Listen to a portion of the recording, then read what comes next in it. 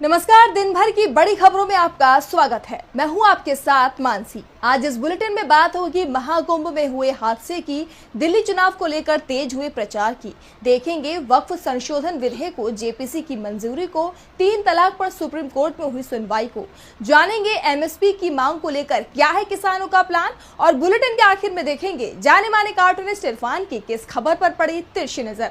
लेकिन दिन भर की तमाम बड़ी खबरों से पहले एक नजर आज की सुर्खियों पर। कोलकाता अर्जीकर मामले में पेरेंट्स ने वापस ली दोबारा जांच की याचिका। सुप्रीम कोर्ट ने कहा कि एक कोर्ट सजा सुना चुकी, आप एफिडेविट में बयानों पर रहे सतर्क। अमृतसर में बाबा साहब अंबेडकर की प्रतिमा तोड़ने को लेकर पूर्व सीएम चन्नी का बड़ा आरोप, बोले राजनीतिक फायदे के लिए आपने करवाई बेअदबी, केंद्रीय एजेंसी से जांच की मांग की। सुप्रीम कोर्ट के 75 साल पूरे होने पर सीजेआई संजीव खन्ना ने गिनाई कोर्ट की चुनौतियां, लंबित मामले, मुकदमेबाजी की महंगी फीस और वकीलों में ईमानदारी की कमी को किया चिन्हित। और हर निशान पर बंद हुआ शेयर बाजार, 631 अंकों की तेजी के साथ 76,532 पर बंद हुआ सेंसेक्स, 205 अंकों की उछाल के साथ 23,163 पर बंद हुआ निफ्टी। ये तो थी सुर्खियां। अब बात आज की सबसे बड़ी खबर की। प्रयागराज में चल रहे महाकुंभ में आज करोड़ों लोग स्नान करने पहुंचे। इस दौरान अचानक भगदड़ मच गई, जिसमें कई लोगों की जान चली गई तो कई लोग घायल हो गए। प्रशासन की तरफ से जहां पूरी खबर पर चुप्पी साध ली गई है, वहीं यूपी सरकार के मंत्री संजय निषाद ने बेहद गैर जिम्मेदाराना बयान देते हुए कहा कि इतने बड़े आयोजन में इस तरह की छोटी घटनाएं होती रहती हैं। वहीं तमाम राजनीतिक दलों ने महाकुंभ में मची भगदड़ को लेकर योगी आदित्यनाथ की सरकार पर सवाल उठाए हैं। देखिए ये खबर। प्रयागराज महाकुंभ में संगम तट पर रात करीब 2 बजे भगदड़ मच गई। इस हादसे में 40 लोगों की जान जाने की खबर आ रही है। करीब 100 लोगों के घायल होने की बात भी कही जा रही है। सोर्सों के हवाले से कहा जा रहा है कि जिन लोगों की जान गई उनकी संख्या और भी बढ़ सकती है। हादसे के बीच पीएम मोदी ने दिल्ली में चुनावी रैली की और इस बात को कबूल कर लिया कि महाकुंभ में मची भगदड़ में कुछ लोगों की जान गई है। वो बात अलग है कि प्रयागराज का प्रशासन पीएम मोदी के दावे को गलत बता रहा है। तो कुंभ मेला के एसएसपी राजेश द्विवेदी का बयान आया है, क्या कुछ बोले हैं सुन लीजिए। नहीं, कोई स्टैम्पीड वाली बात नहीं थी। बेसिकली ओवर क्राउडिंग हो गई थी, जिससे कुछ श्रद्धालु घायल हो गए थे। द्विवेदी ना तो भगदड़ की बात मान रहे थे और ना ही किसी की जान जाने की बात को कबूल कर रहे थे। हाँ, वो बात अलग है कि शाम को प्रशासन ने 30 लोगों की जान जाने की बात कबूल कर ली। इस बीच विपक्ष जरूर इस घटना पर सवाल उठा रहा है। कांग्रेस सांसद राहुल गांधी ने आरोप लगाया है कि वीआईपी कल्चर और सरकार की बद इंतजामी के कारण भगदड़ मची। तो सपा प्रमुख अखिलेश यादव ने कहा कि महाकुंभ को सेना के हवाले कर देना चाहिए।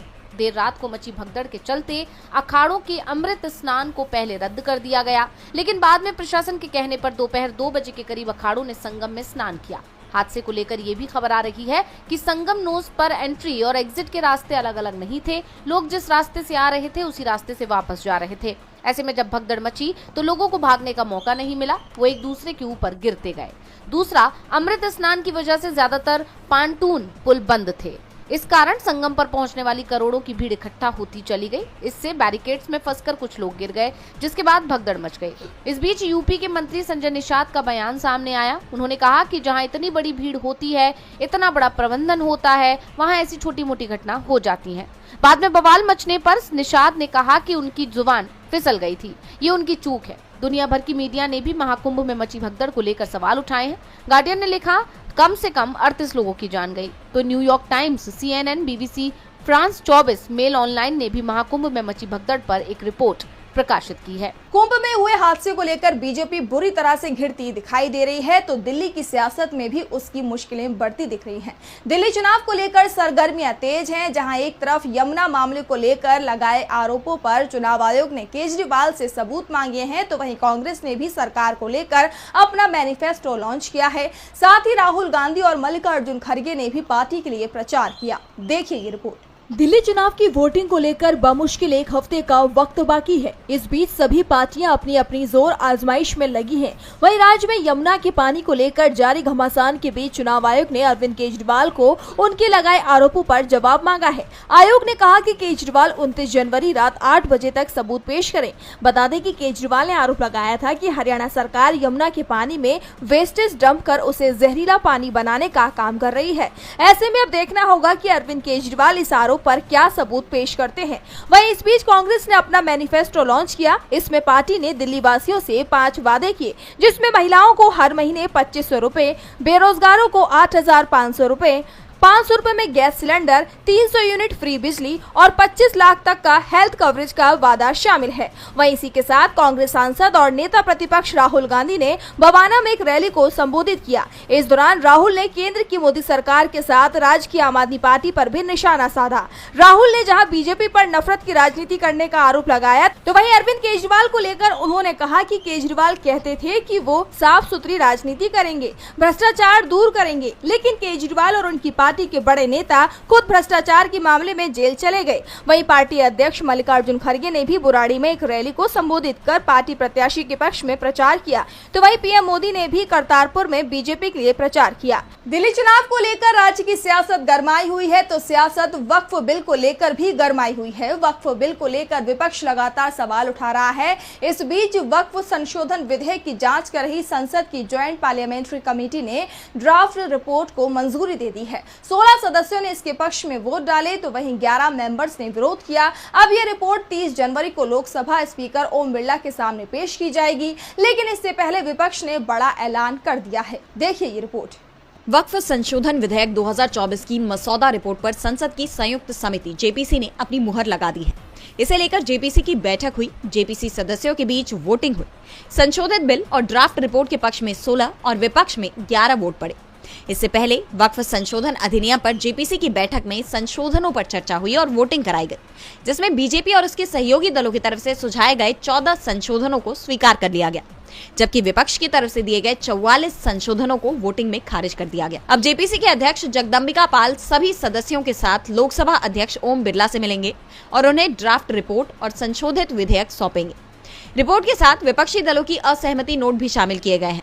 टीएमसी सांसद कल्याण बनर्जी और नदीम उल हक के अलावा डीएमके के ए राजा, आम आदमी पार्टी के संजय सिंह और शिवसेना यूबीटी के अरविंद सावंत समेत कई सदस्यों ने असहमति नोट दिए हैं। विपक्षी सांसदों ने जेपीसी की बैठक सत्ता पक्ष के रुख पर भी सवाल उठाए और इसे अलोकतांत्रिक बताया। उन्होंने दावा किया कि उन्हें अंतिम रिपोर्ट का अध्ययन करने और अपने असहमति नोट तैयार करने के लिए बहुत कम समय दिया गया। एआईएमआईएम चीफ असदुद्दीन ओवैसी ने कहा कि हमने डिसेंट नोट दिया है। ये वक्फ बिल मुसलमानों के खिलाफ है। मुसलमानों के खिलाफ अपनी आइडियोलॉजी दिखाने के लिए बीजेपी ये बिल लेकर आई है। देश में जरूरत नहीं है जिन मुद्दों की, वो बहस शुरू हो जाएगी। एक धर्म को टारगेट किया जा रहा है। सपा सांसद मोहिबुल्लाह नदवी ने कहा कि जेपीसी में चर्चा नहीं की गई। वो लोग मजहब में दखल देना चाह रहे हैं। हम भेदभाव के खिलाफ आवाज उठाते रहेंगे। वक्फ बिल को लेकर मोदी सरकार की संसद में बड़ी परीक्षा होनी है, तो इस बीच एक बार फिर 3 तलाक का मामला सुर्खियों में बना हुआ है। सुप्रीम कोर्ट ने 3 तलाक की वैधता को खारिज कर दिया था, लेकिन अब इसे लेकर एक और याचिका सुप्रीम कोर्ट पहुंच गई है। कोर्ट में 3 तलाक पर मोदी सरकार के पारित कानून को चुनौती दी गई है। उसे मुस्लिम पुरुषों के साथ भेदभाव करार दिया गया है, जिस पर अब सुप्रीम कोर्ट में सुनवाई हुई है और इस दौरान कोर्ट केंद्र सरकार से जवाब मांग रहा है। तो क्या है पूरी खबर, देखिए ये रिपोर्ट। 3 तलाक पर एक बार फिर विवाद छिड़ गया है और इसके खिलाफ सुप्रीम कोर्ट में याचिका भी दाखिल की गई है, जिस पर 29 जनवरी को कोर्ट में अहम सुनवाई हुई। याचिका में 3 तलाक पर मोदी सरकार के बनाए कानून को चुनौती दी गई है। इस कानून के खिलाफ लगभग 12 याचिकाएं दाखिल की गई। दरअसल 22 अगस्त 2017 को सुप्रीम कोर्ट ने अपने ऐतिहासिक फैसले में तलाक़े बिद्दत यानी एक साथ 3 तलाक बोलकर शादी रद्द करने को असंवैधानिक करार दिया था, जिसके बाद केंद्र सरकार ने महिलाओं को सुरक्षा देने के लिए एक साथ 3 तलाक बोलने को अपराध घोषित करने का कानून बनाया। संसद से पारित मुस्लिम महिला विवाह अधिकार संरक्षण अधिनियम 2019 के तहत 3 तलाक को दंडनीय अपराध बनाया गया है और इसमें 3 साल तक की सजा का प्रावधान है। लेकिन याचिकाकर्ता का कहना है कि ये कानून मुस्लिम पुरुषों के खिलाफ पक्षपातपूर्ण है और इसे निरस्त किया जाना चाहिए। याचिका में कहा गया है कि एक साथ 3 तलाक बोलने के लिए 3 साल की सजा बेहद सख्त कानून है। ये कानून महिलाओं को सुरक्षा देने के नाम पर बनाया गया है, लेकिन पति के जेल चले जाने से पत्नी की कोई मदद नहीं होगी, जिस पर केंद्र सरकार की तरफ से पेश सॉलिसिटर जनरल तुषार मेहता ने कानून का बचाव करते हुए कहा कि महिलाओं के हितों की सुरक्षा के लिए ये कानून बनाना जरूरी था। ये आईपीसी की धारा 506 के तहत भी धमकी देने जैसा अपराध है। इस पर सुप्रीम कोर्ट ने केंद्र सरकार से पूरे देश में दर्ज मामलों की सूची पेश करने का निर्देश दिया है। कोर्ट ने सरकार से पूछा कि क्या किसी दूसरे राज्य ने इस कानून को चुनौती दी है, क्या किसी राज्य सरकार ने इसे लागू करने में कोई समस्या बताई है। इसके अलावा कोर्ट ने सभी राज्यों में 3 तलाक कानून के तहत दर्ज एफआईआर का केंद्रीकृत डेटा उपलब्ध कराने के आदेश दिए हैं। याचिकाकर्ताओं का दावा है कि किसी और समुदाय में ये दंडनीय अपराध नहीं है। इस पर सीजेआई संजीव खन्ना ने कहा कि हिंदू, सिख, जैन, बौद्ध पर हिंदू मैरिज एक्ट लागू होता है और हर समुदाय के लिए कानून है। हम मामले को विस्तार से सुनेंगे। अब इस मामले में सुप्रीम कोर्ट मार्च के आखिरी हफ्ते में सुनवाई करेगा। केंद्र सरकार सुप्रीम कोर्ट को अब क्या जवाब देगी, ये देखने वाली बात होगी। तो दूसरी तरफ आज देश में गणतंत्र दिवस को लेकर चल रहे उत्सव का समापन हो गया। इस साल देश ने अपना 76वां गणतंत्र दिवस मनाया, जिसमें इंडोनेशिया के राष्ट्रपति बतौर मुख्य अतिथि शामिल हुए थे। इस बार का ये कार्यक्रम देश के सांस्कृतिक गौरव, सैन्य और महिला सशक्तिकरण को दर्शाने वाला रहा। तो कैसा रहा ये समारोह, जानने के लिए देखिए ये रिपोर्ट। भारत का 76वां गणतंत्र दिवस काफी खास रहा। महीनों से चल रही इसकी तैयारी, उसके बाद 26 जनवरी से शुरू हुआ कार्यक्रम अब खत्म हो गया है। हर साल 29 जनवरी को दिल्ली के विजय चौक पर बीटिंग द रिट्रीट सेरेमनी का आयोजन किया जाता है और परंपरा अनुसार इस बार भी ये आयोजन किया गया, जिसमें राष्ट्रपति द्रौपदी मुर्मू, उपराष्ट्रपति जगदीप धनखड़, प्रधानमंत्री नरेंद्र मोदी, रक्षा मंत्री राजनाथ सिंह के साथ ही अन्य केंद्रीय मंत्री, वरिष्ठ अधिकारी और कई लोगों ने इसमें शिरकत की। इस समारोह की शुरुआत सामूहिक बैंडों की कदम कदम बढ़ाए जाके धुन के साथ हुई, जिसके बाद पाइप्स एंड ड्रम्स बैंड की अमर भारती, इंद्रधनुष, जय जन्मभूमि, नाटी इन हिमालयन वैली, गंगा जमुना और वीर सियाचिन की धुन बजाई गई। इसके बाद सीएपीएफ के बैंड ने विजय भारत, राजस्थान ट्रूप्स, ए वतन तेरे लिए और भारत के जवान जैसी धुनों से दर्शकों का मन मोह लिया। वहीं इंडियन एयरफोर्स के बैंड में गैलेक्सी राइडर, स्ट्राइड, रूबरू और मिलेनियम फ्लाइट फैंटेसी जैसी धुनें शामिल रही, जबकि नेवी के बैंड ने राष्ट्रीय प्रथम, निशक निष्पाद, आत्मनिर्भर Bharat, spread the light of freedom, rhythm of the reef और जय भारती जैसी धुनों का प्रदर्शन किया। इसके बाद इंडियन आर्मी के बैंड ने वीर सपूत, ताकत वतन, मेरा युवा भारत, ध्रुव और फौलाद का जिगर बजाया। इस समारोह का समापन सामूहिक बैंड द्वारा प्रियम भारतम, देशभक्ति गीत, ए मेरे वतन के लोगों और पारंपरिक ड्रमर्स कॉल की प्रस्तुति के साथ हुआ। अंत में बुगलर्स ग्रुप ने सारे जहां से अच्छा की लोकप्रिय धुन बजाई। आपको बता दें कि बीटिंग द रिट्रीट सेरेमनी का मतलब है सेना की बैरक में वापसी। ये परंपरा राजा महाराजाओं के समय से चली आ रही है, जिसमें सेनाएं दिन भर युद्ध लड़ती थी और फिर सूर्यास्त के बाद सैनिक युद्ध बंद कर देते। उस वक्त एक संगीत बजता था जिसे बीटिंग द रिट्रीट कहा जाता। गणतंत्र दिवस के बाद बीटिंग द रिट्रीट भी उसी परंपरा को ध्यान में रखते हुए मनाया जाता है, जिसमें सूर्यास्त के बाद राष्ट्रगान के बाद राष्ट्रीय ध्वज को झुका दिया जाता है। इसके मुख्य अतिथि देश के पहले नागरिक यानी राष्ट्रपति होते हैं। इसके साथ ही गणतंत्र दिवस के जश्न का समापन हो जाता है। 4 दिन बाद बीटिंग द रिट्रीट सेरेमनी के साथ गणतंत्र दिवस के जश्न का समापन हो गया, लेकिन किसानों का आंदोलन अभी भी समाप्त नहीं हुआ है। वो सरकार से अपनी मांग मनवाने पर अड़े हुए हैं। इस बीच किसान जल्द ही एक बड़ी महापंचायत बुलाने वाले हैं, जिससे सरकार की टेंशन बढ़ सकती है। तो क्या है पूरी खबर, आइए देखते हैं इस रिपोर्ट में। 26 जनवरी यानी कि गणतंत्र दिवस पर कई मांगों को लेकर निकाले गए ट्रैक्टर मार्च के बाद अब किसान महापंचायत करेंगे। दरअसल संयुक्त किसान मोर्चा एसकेएम ने शंभू और खनौरी मोर्चे से एकता मीटिंग बुलाने की तैयारी की है।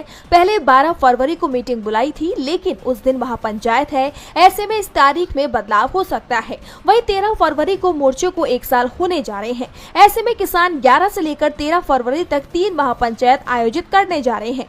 वहीं डल्लेवाल ने 12 फरवरी को खनौरी में होने वाली महापंचायत में भारी संख्या में लोगों को शामिल होने का न्योता दिया है। 13 फरवरी को शंभू मोर्चे पर किसान महापंचायत का आयोजन किया जाएगा।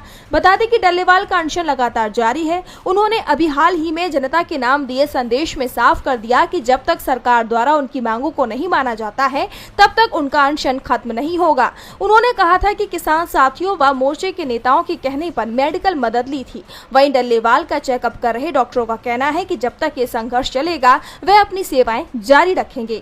ऐसे में देखना होगा कि किसानों की मांगों के आगे सरकार कब झुकेगी।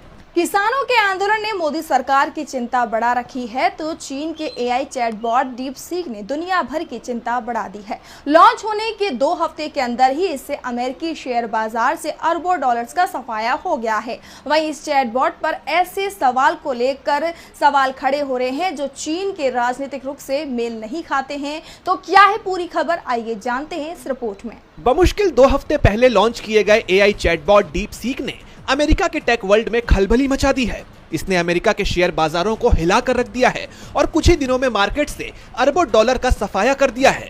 लेकिन सवाल ये उठता है कि क्या इस चैटबॉट पर आंख मूंद कर यकीन किया जा सकता है? इसके लिए राजनीतिक तौर पर कुछ संवेदनशील सवालों के साथ इस चीनी चैटबॉट की टेस्टिंग की गई, जिसके बाद ये साफ हो गया कि चीन का यह प्रोडक्ट उसकी सरकार के प्रचार के लिए बनाया गया है।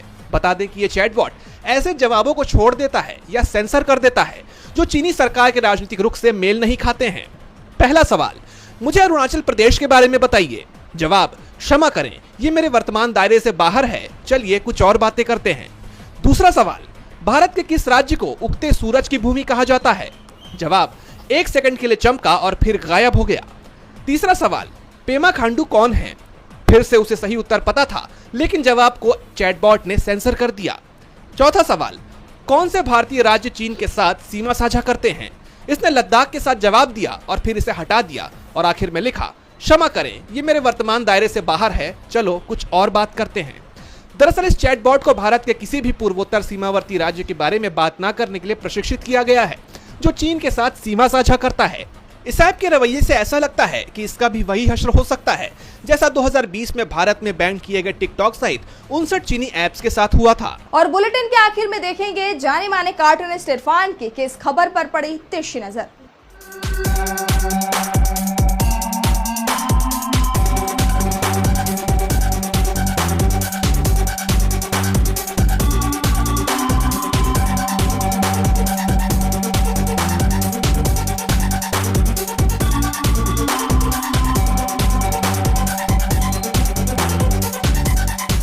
दिल्ली विधानसभा चुनाव में जहां दोनों तरफ से तनाव की खबरें आ रही हैं, वहीं पर कुछ हास्यास्पद दृश्य भी नजर आ रहे हैं।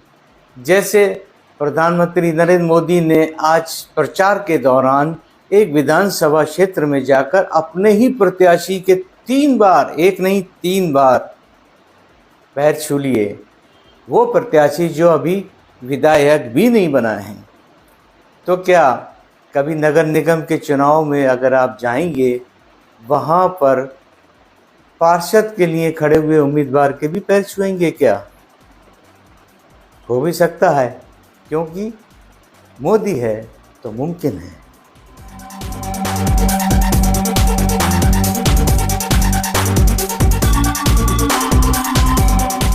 बहुत बहुत शुक्रिया इरफान जी। तो आज इस बुलेटिन में इतना ही। आप देखते रहिए DB लाइव। नमस्कार।